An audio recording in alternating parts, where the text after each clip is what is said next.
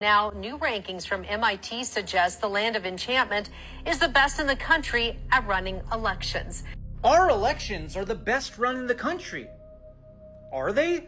Because when I actually looked into it, what's hiding underneath completely changes the story. On December 4th, 2024, an explosive complaint hit the State Ethics Commission.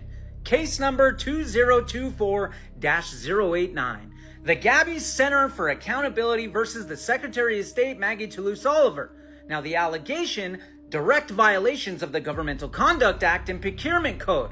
Records show that between 2018 and 2021, Toulouse Oliver handed over $190,000 in state research contracts to one person, Dr. Leona Atkinson. No competitive bidding, no formal open process, just checks to a friend, right? How New Mexico does it. That's almost all of it. Now, why Dr. Atkinson? Well, we got to look at her CV. Now, she served on Toulouse Oliver's bachelor's committee in 2001, and in 2016, Atkinson received grant funding managed by the Secretary of State's own husband. Today, Dr. Atkinson is the director of the Leroy Collins Institute at Florida State University. And during the 2024 general election, she ran a massive field experiment in Sandoval County with a Brooklyn group called Public Agenda. No disclosed conflicts of interest and no documented procurement process, and that triggered another formal ethics complaint over procedural violations in that 2024 study. Now, why does this destroy that number one ranking? Because Dr. Atkinson sits on the board of MEDSL, the MIT Election Data and Science Lab that handed out the ranking.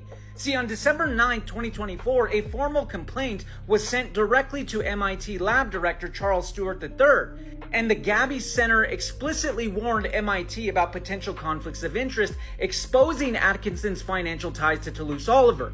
Now, the Secretary of State funds her mentor's research with state money, and then the mentor sits on the board that awards the ranking. It's a closed loop of self-congratulations. And look, why didn't KOB investigate this? Well, look at Dr. Atkinson's CV. She works for KOB as their on-air election analyst. And when the news station's independent expert is receiving state money, running field experiments, and sitting on the MIT board, you aren't getting objective journalism. You're getting a conflict of interest protected by the people supposed to report it. And while they are handing out trophies, look at what the MIT study ignored on our voter rolls back in March. See, there were 3,829 dead people active on the rolls, 116,674 out-of-state movers that were still listed, 787,757 incomplete registration errors. That means 55.7% of our voter rolls have mistakes. You know, the paper trails exist.